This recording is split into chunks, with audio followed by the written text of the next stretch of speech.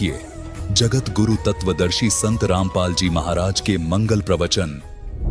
अब क्या कहते हैं, जय तुझे राजपाट भी चाहिए, हमरा धर ले ध्यान। कहते विभीषण का भाग बडेरा, दासातन आया तिस नेड़ा। दासातन आया बिस्वे बिसा, जाको लंक दई बख्शीसा। ऐसा दासातन है भाई, लंक बकस्ते वार न लाई। आदिनी के पास है ये पूर्ण ब्रह्म दयाल, मान बढ़ाई मारियो बेअदबी सरकाल। कहते विभीषण का भाग बडेरा, बड़भागी था वो जिसमें दासातन आधिनी आई। और ऐसा दासातन है भाई, ये आधिनी ऐसी वस्तु है, लंक बकसते वार नहीं लाई, सोचा भी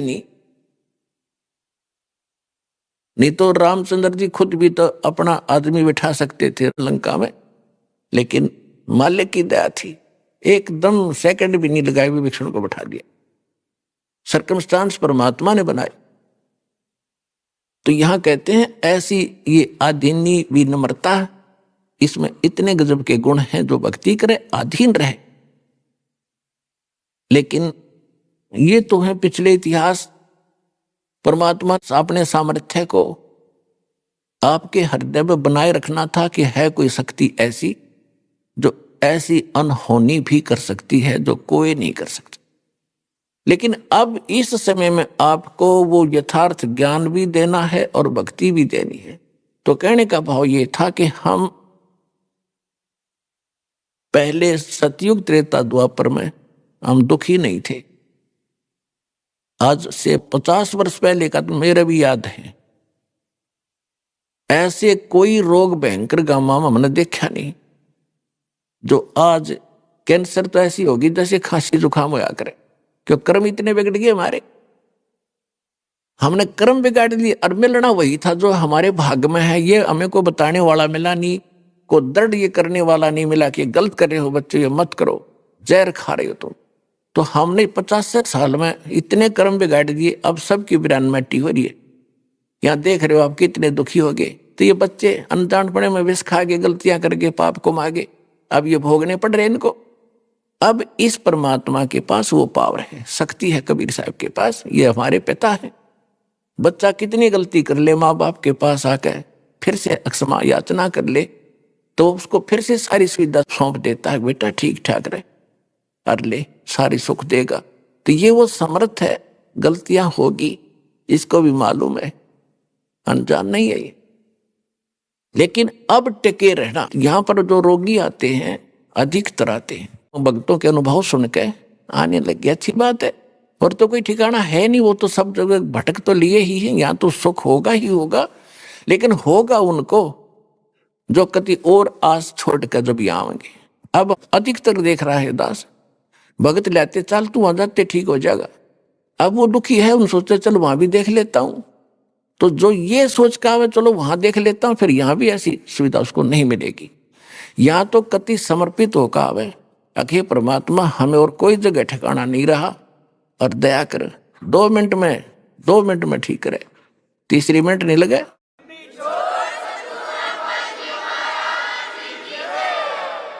आधे से अधिक लोग ये आते हैं, देख लेते हैं ठीक हो गए तो ठीक है ना, अपनी वो पूजा तो हम करते ही रहेंगे, फिर ऐसा बालक ना है यो भगवान, ये तो सब के सब सर्वज्ञ है, आपके अंतःकरण की भी जानता है। तो यहाँ पर आपने बहुत से देखे होंगे भक्त जिनको इतना सुख हुआ, वो सब जगह थक लिए, हार लिए, ये सोच लिया था कब इसका कोई विकल्प, कहीं ठिकाना नहीं और कोई इसका अल्टरनेट नहीं, वो 2 मिनट में ठीक करे दाता है। तो दास आपको बार बार ये समझाना चाहता है कि इस जाल को समझो और इस कबीर भगवान दयाल को समझो। ये कौन है, ये क्यों भटक रहे हैं आपके पीछे पीछे। अब जो प्रसंग चल रहा था हम उसी पर आते हैं कि एक यज्ञ है धर्म की, और दूसरी यज्ञ है ध्यान, और तीसरी यज्ञ हवन की, चौथी यज्ञ प्रणाम, और 5वीं यज्ञ यहाँ ज्ञान की है। तो ये 5 यज्ञ आपसे यहाँ कराई जाती है। आप धर्म देख रहे हो, ये कहने की आवश्यकता नहीं, सबकी आत्मा मानती है इस बात को कि यहां जो सुविधाएं है शायद विश्व में नहीं होगी।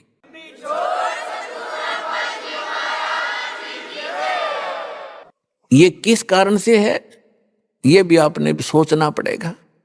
यहां आपके पिता का घर है। यू पूरे विश्व के प्राणियों का पिता कबीर साहब है, और उस कबीर परमात्मा का घर है। वो अपने बच्चों को इतना सुख देता ही देता है। और सतलोक में चले जाओगे तो बिराने घर में, दूसरे के लोक में इतनी सुविधा कर रखी दाता ने। जब अपने घर जाओगे अपने लोक में, वहां जाने के बाद देखना आपको कितना सुख होगा। आप गलत लोक में फंस गए।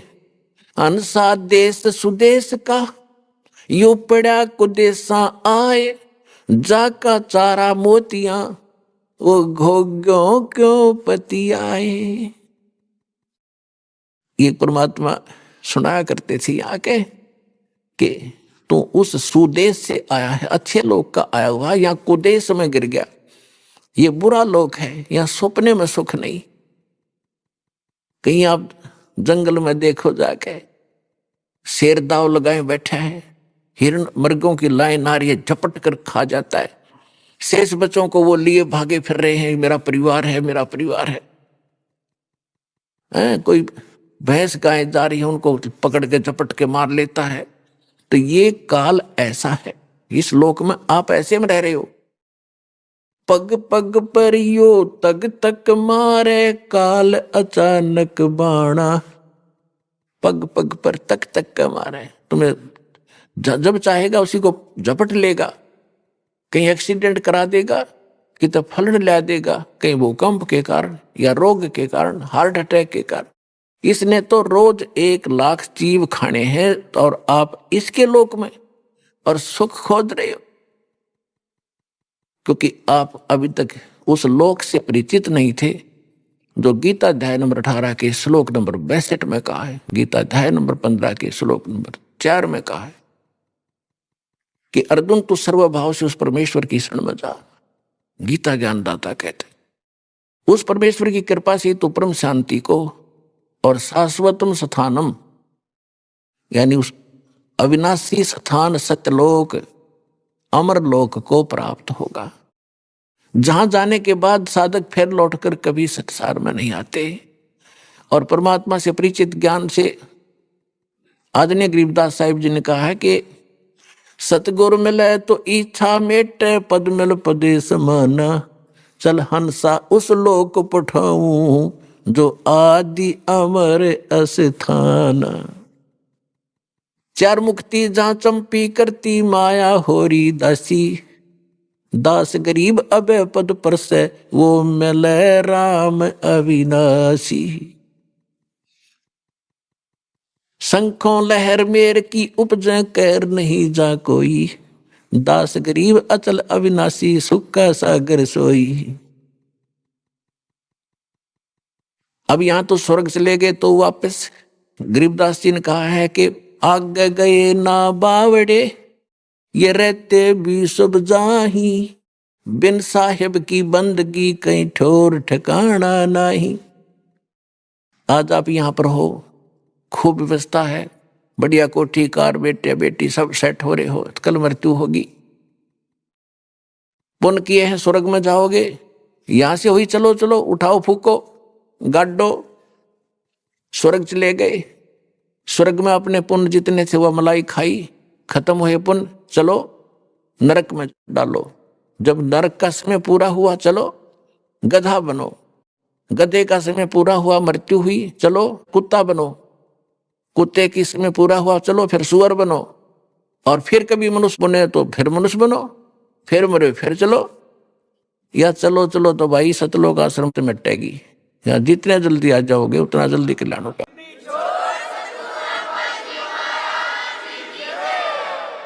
ये वो परमात्मा है। अमर करूं सतलोक पठाऊं, ताते बंदी छोड़ कहाऊं। बंदी छोड़ हमारा नामम, अजर अमर है अस्थिर ठामम। अनंत कोट ब्रह्मांड में वो बंदी छोड़ कहा है, सो तो सतगुरु कबीर हैं जन्नी जने न माए। तो क्या बताते हैं कि आगे गए ना बावड़े, जो पहले चले गए उन्होंने ताक बताया नहीं, मारी गल के बीती। और रहते भी सब जा, और बिन साहेब की बंदगी कहीं ठोर ठिकाना ना। साहेब माने समर्थ परमात्मा। अन्य भगवानों की भक्ति से भी आपकी चलो चलो नहीं मिटेगी। इस समर्थ की शरण में आने से ही आपको वो स्थान प्राप्त होगा जो गीता अध्याय नंबर 18 के श्लोक नंबर 65 में और 15 के श्लोक नंबर 4 में अंकित है। अब यहां पर आपको उसी की ट्रेनिंग और उसी का कोर्स कराया जा रहा है कि आप यहाँ की जो ट्रेनिंग करोगे, इस कोर्स में पास होगे ट्रेनिंग में, तो आपको सतलोक में जॉब मिलेगी। और वो सतलोक आपको बता दिया और भगवान ने बताया। फिर जिन संतों को परमात्मा ऊपर लेकर गए फिर वापस छोड़ा, उन्होंने परमात्मा के उस आंखों देखे स्थान और सामर्थ्य को अपनी अमृतवाणी में बताया। कौन कौन थे? आदरणीय धर्मदास साहिब जी, आदरणीय मलुकदास साहिब जी, आदरणीय नानक देव साहिब जी, आदरणीय दादू साहिब जी, आदरणीय गरीबदास साहिब जी, गांव छुड़ानी जिला जज्जर हरियाणा वाले, आदरणीय गीसा दास साहिब जी, गांव खेकड़ा जिला बागपत उत्तर प्रदेश वाले, आदरणीय स्वामी रामानंद जी। तो इन महापुरुषों ने परमात्मा मिले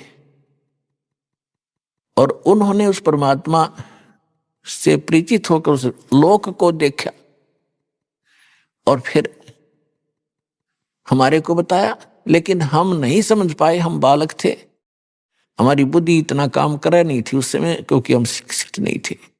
और शिक्षा आपके लिए एक बार तो ये अभिशाप बन गई हमारे लिए।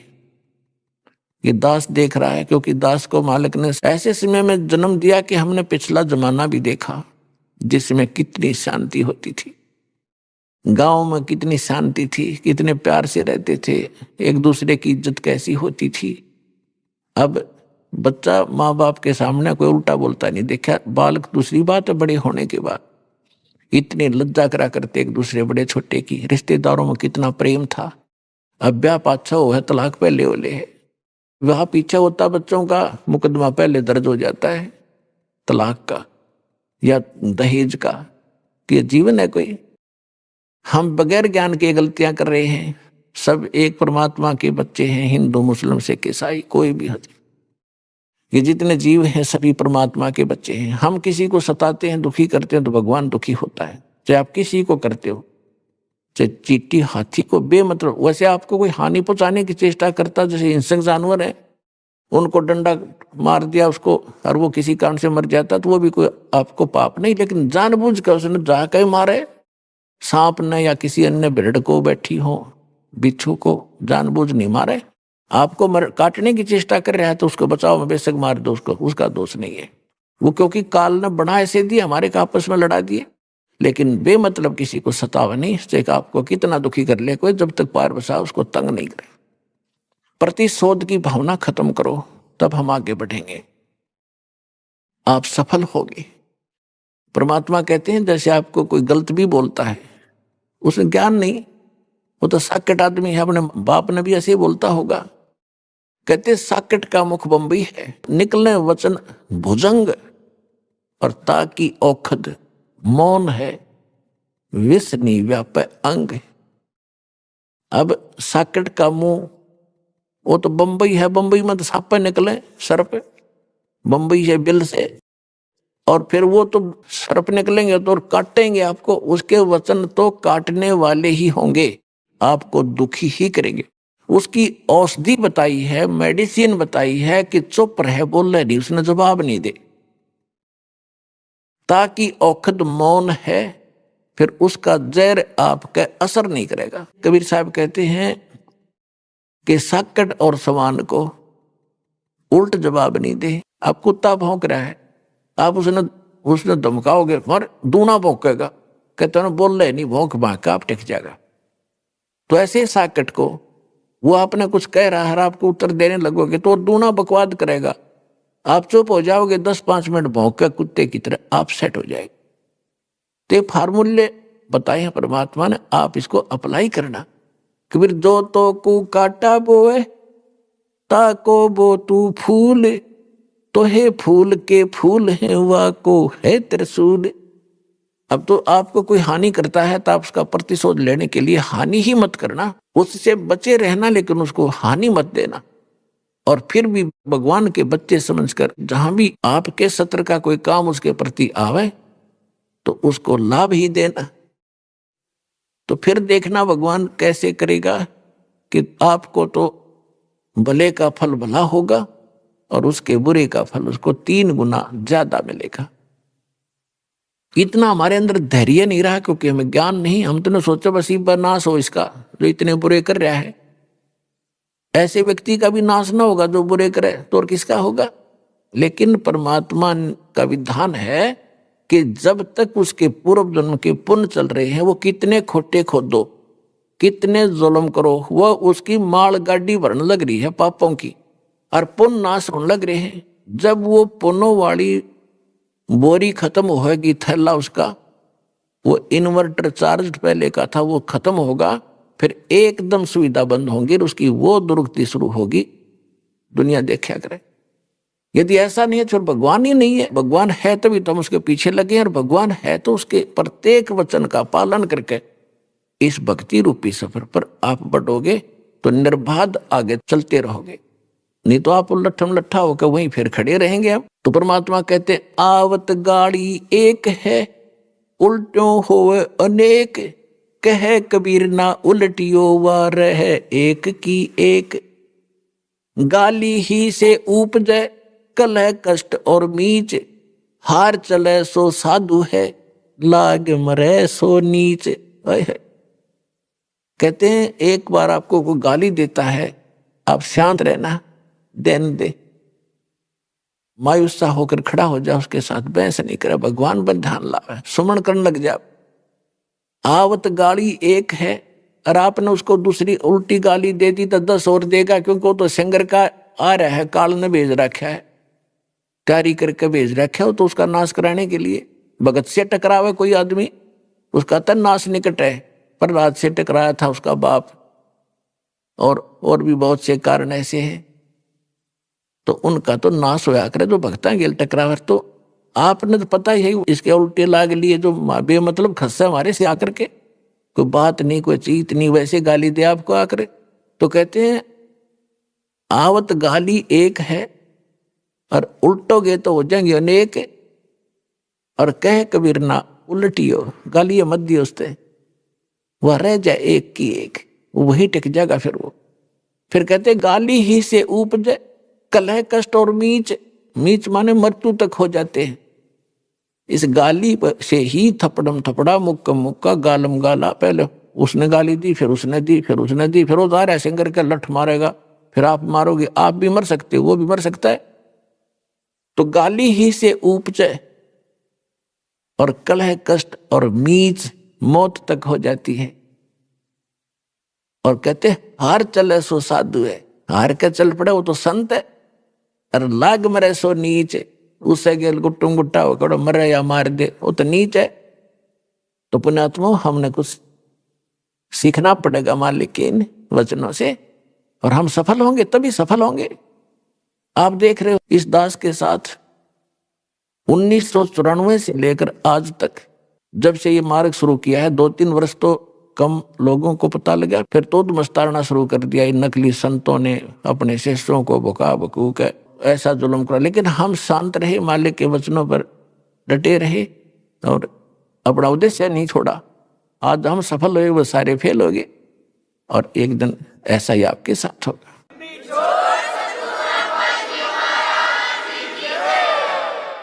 तो इस प्रकार हमने परमात्मा के इस मार्ग पर चलने के लिए कुछ परमात्मा के दिए हुए फार्मूले लाने पड़ेंगे, तभी हमारी प्रॉब्लम सोल्व होगी, अन्यथा हम फेल हो जाएंगे। अपने आत्मा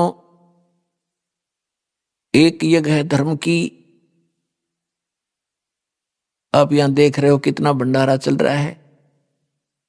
पहले हम पुराने समय में देखा करते थे, तो उस समय आप उन सभी प्रजाजनों के पुण्य उनके साथ होते थे। वर्षा नहीं होती थी तो गांव के लोग इकट्ठे होकर के एक धर्म भंडारा किया करते थे। उसमें क्या करते थे कि 2-3 क्विंटल चावल बनाया करते मीठे, उसमें गुड़ शक्कर गेर के, और फिर सारे बैठ के वहां भगवान के नाम पे भंडारा करते थे, बैठकर सारे वहां खाते थे, भगवान की चर्चा करते थे। तो कहते हैं वर्षा हो जाया करती। उस एक छोटे से भंडारे से 1 क्विंटल 2 क्विंटल चावल बना के आप पे खानते वर्षा कर दिया करता भगवान, क्योंकि उनके पुण्य ठीक थे। आज यहां देख रहे हो आप कैसे धर्म हो रहा है, कितने क्विंटल चावल यहां पर बनाए जा रहे हैं, और बाकी अन्न धर्म भगवान के दरबार में क्या हो रहा है।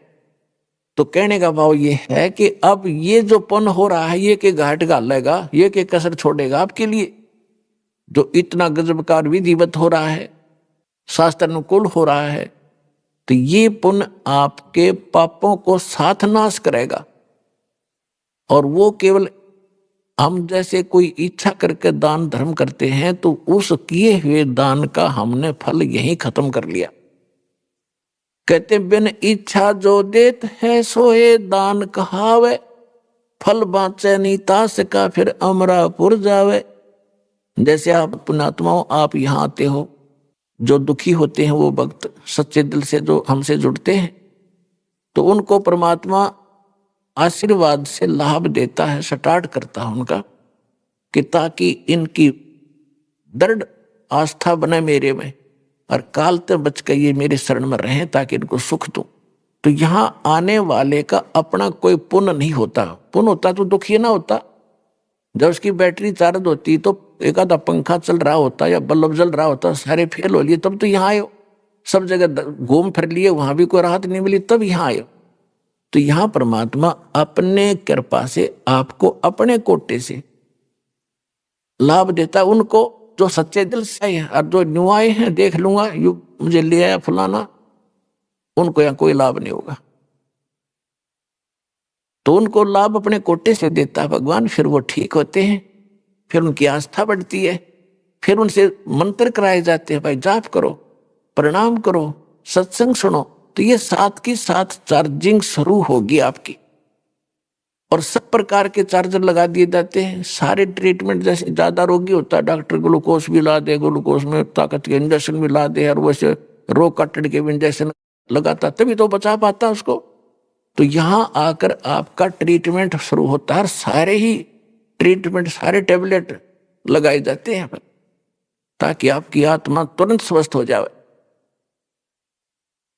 एक यज्ञ है धर्म की, यह आप देखते हो भूखे पैसे दुखी व्यक्ति आते हैं, और जहां पहले हम भी जाते थे, 10 साल असर जाया करता था। राजस्थान के अंदर एक चूरू जिला है, उसके में एक सालासर गांव है, वह हनुमान जी का एक मंदिर बना हुआ है, वह प्रति वर्ष जाया करता था। वहां टूक बेला नहीं, टाइम पे को पूछड़िया नहीं, कित बैठ जा, कितना पढ़ो, कितना मरो, होटना रोटी मिलो ना मिलो, धक्के खा जाओ। और दुखी बहुत जाया करते वहां भी, कोई भूत प्रेत की बाधा वाला, कोई वैसे रोगी, हे बाबा जी सुखी करियो। वो बाबा जी है वहां, एक मूर्ति रखी थी वहां पर, उसने बाबा जी समझा करते। तो इस प्रकार यहाँ ऐसे दुखी आते हैं। तो ये इतनी सुविधा मिलने से आदि आत्मा तो वैसे ही शांत हो जाती है, और फिर सुख तो होना ही होना भगवान के दरबार में। आगे हो, ये कोई बात है? गर्मी से जलता हुआ व्यक्ति एसी रूम में आ जावे तो स्वाभाविक है, वहां तो ठंड होगी ही होगी। और वहां भी ठंड नहीं है तो उसका एसी को नहीं चलता, एसी लगा जरूर रखा है पर पावर नहीं है।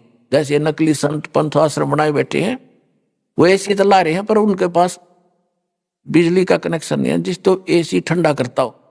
आश्रम तो बना रखे हैं, संत भी बन रहे हैं, सत्संग भी करते हैं, लेकिन उनके पास उस मालिक का कनेक्शन नहीं जो ऊपर से आता है, और वो लाभ देगा। एसी चलेगा तभी तो लाभ होगा, लगाने से थोड़ा लाभ देगा वो।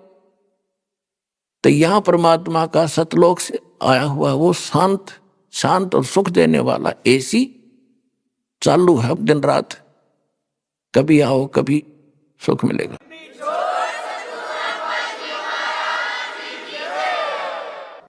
एक यज्ञ है धर्म की, और दूसरी यज्ञ है ध्यान।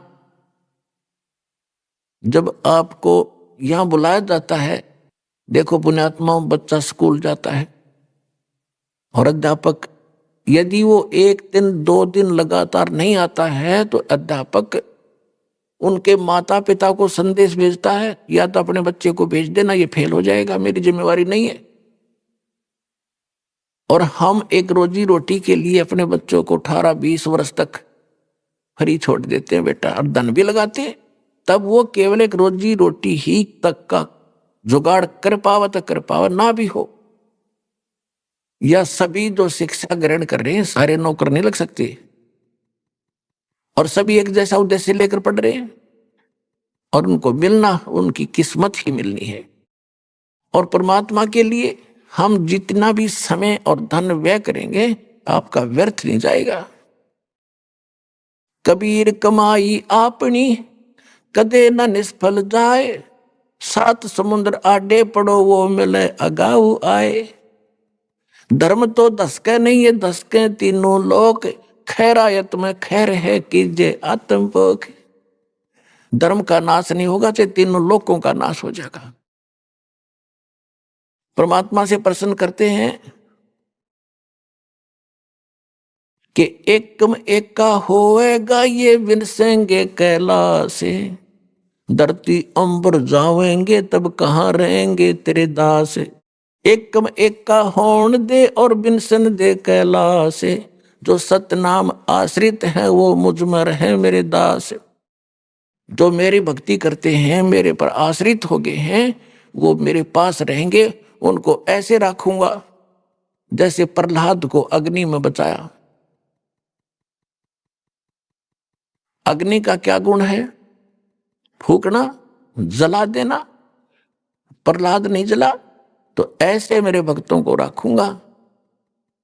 ये तो नाश तो होएगा, लेकिन मेरे भक्तों का नाश नहीं हो सकता। हमरा भक्त पिछोड़ी होई, तुम्हारा नाम ना लेवे कोई, फिर भगवान का नाम और निशान खत्म हो जाएगा।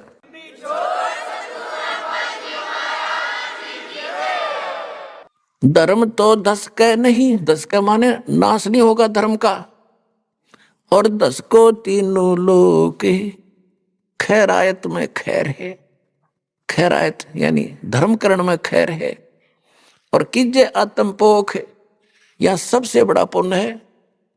भक्त आते हैं भगवान के लिए, यहाँ केवल खाने के लिए नहीं आते। ये तो खाना अपना साथ भी बांध के ले जाया करते, हमने खूब देखा, जाते थे हम, और वहीं और कहीं भी खा लेते, लेकिन भगवान मिल जाता। यहाँ खाने के लिए नहीं आते, ये भगवान के लिए आए।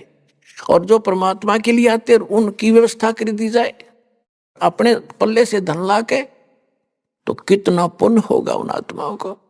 आप देख रहे हो यहाँ पर कैसे उसका सदुपयोग हो रहा है।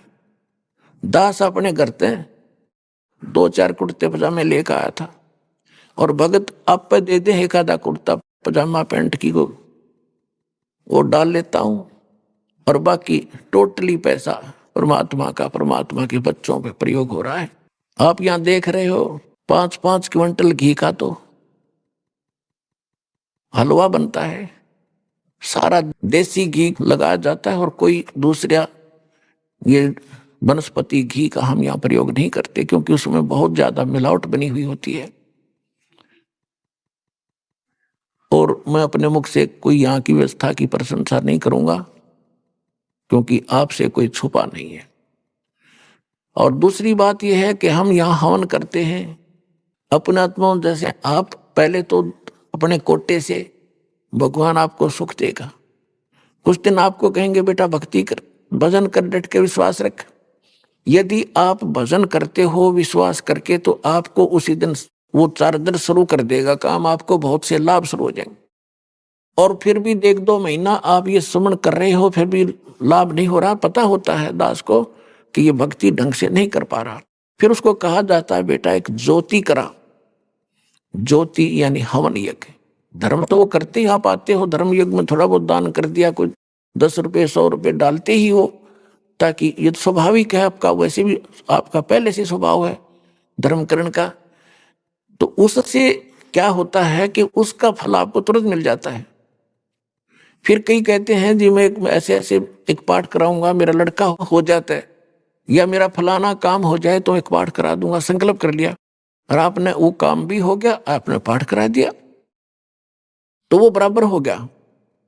आपने जो पाठ कराया और वो जो किसी उद्देश्य से अपनी मनोकामना पूर्ति के लिए, तो वो काम भी हो गया और उसका फल भी बराबर हो गया।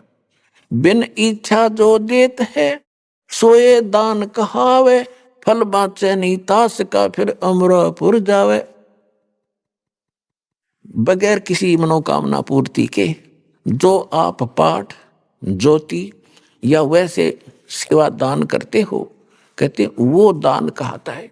उसमें दोनों फल मिलते हैं, आपकी मनोकामना पूर्ण भी होगी और आपके उसमें भक्ति के अंकों में भी इसकी कुछ ग्रेस मार्क साथ लगता है। जैसे बच्चे का प्रैक्टिकल के 10 नंबर और मिला करें, तो ये प्रैक्टिकल वाले नंबर आपके इसमें और मिल लेंगे साथ में, और वो काम तो होगा ही होगा।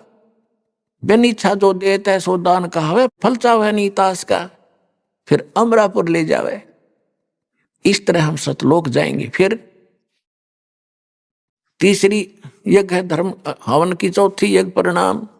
आप यहाँ प्रणाम करते हो, प्रणाम का अर्थ यूं नहीं है कि देखा देखी कर लिया फिर उठ लिए और फिर मन में वो बकवाद नहीं।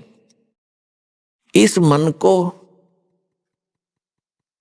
और इस परमात्मा के ज्ञान से इसको नम्र करना है, इसका अहंकार तोड़ना है, इससे अभिमान टूटता है। दास को पता है एक छोटी सी पोस्ट थी जेई की और पता नहीं क्या समझा करता अपने आप ने, और जो पहली बार गुरुजी के दरबार में गया दूसरे प्रणाम करे थे, मैंने देखूं था कोई दिक्कत नहीं है, वो जान पहचान वाला, और फिर प्रणाम करी। इतना अभिमान था, बेइज्जती होगी। और आज फिर जब ज्ञान हुआ, क्योंकि जब तक हम खाली हो लिए थे भक्ति थी नहीं, और भक्तिहीन प्राणी इतनी अकड़ किया करता, भक्ति युक्त प्राणी कभी अकड़ नहीं करता, उसमें स्वाभाविक ऐसा गुण होता है। और फिर ऐसा भाव बना प्रणाम ना करे इतना दिल नहीं डटे, चाहे रेत में लौटना पड़े चाहे गारा में गुरुजी दिखे, और समर्पित और न जल करा, क्योंकि हमारी भक्ति बढ़ गई। जैसे आप देखते हो सरसों बोते हैं, सरसों बोते हैं, उसका फली आती है प्रारंभ में, तो उसमें कोई दाने नहीं होते, यानी वो कीमती वस्तु नहीं उसके अंदर, इसलिए वो न्यू खड़ी है उसकी सारी फली। और जो जो वो दाने बढ़ते जाएंगे, परिपक्व होते जाएंगे, इतने झुक जाएगी न्यू, और धरती पर टिकने न छूने को हो जाएगी, क्योंकि अब उसमें कीमती वस्तु विद्यमान है, उसमें वो धन आ गया। तो इसी प्रकार जिस व्यक्ति में भक्ति बढ़ती चली जाएगी, वो सरसों की तरह उसमें भक्ति धन इतना जोर देगा कि वो धरती में टिका के रखेगा, टिकन न हो जाएगा। यानी जड़ प्रणाम तक करूँ और चाहे रेत में लौट जाऊं दाता के लिए, इस माटी का के बनेगा, या कल फूक दी जाएगी, इसके ऊपर गधे लौटेंगे, कुत्ते लोट मारा करेंगे। क्या खा के इस मिट्टी का अभिमान करते हो हम? ये मन इतना बेहुदा हो गया। अब इस ज्ञान से इसमें नम्रता आवेगी, और नम्रता आवेगी तो भगवान निकट रहेगा आपके। अभिमान परमात्मा को कति पसंद नहीं, और हम उसको ज्यादा लिए फिर रहे थे, तो ये विष निकाला जाएगा अभिमान वाला। इस परिणाम से कहते जय गोपाल दंडवत करो, पैरों पड़ प्रणाम, पर दुआ करो दिल पाक से, वो असली सलाम। जय गोपाल दंडवत कर, जैसे जय गोपाल बोला करते पहले हुए, उनको समझा रहे हैं भगवान। और दंडवत पैरा पड़ प्रणाम, लेकिन दुआ करो दिल पाक से। जब प्रणाम करो हृदय से करो, देखा देखी करने का कोई लाभ नहीं। हृदय से करो, अपना परमात्मा का नियम मानकर करो। और प्रणाम करते हो, दंडवत किस लिए करते हैं कि माटी हो लिया दाता आपका दास, अब कोई ब्योंत नहीं रहा मेरा नाड़ उठान का। हर बार जाते फिरने के बढ़ रहा, तू आ जा खाक प्रणाम करके गया, फिर तू है मूर्ख कहीं का। अभी आपने सुने संत रामपाल जी महाराज के मंगल प्रवचन।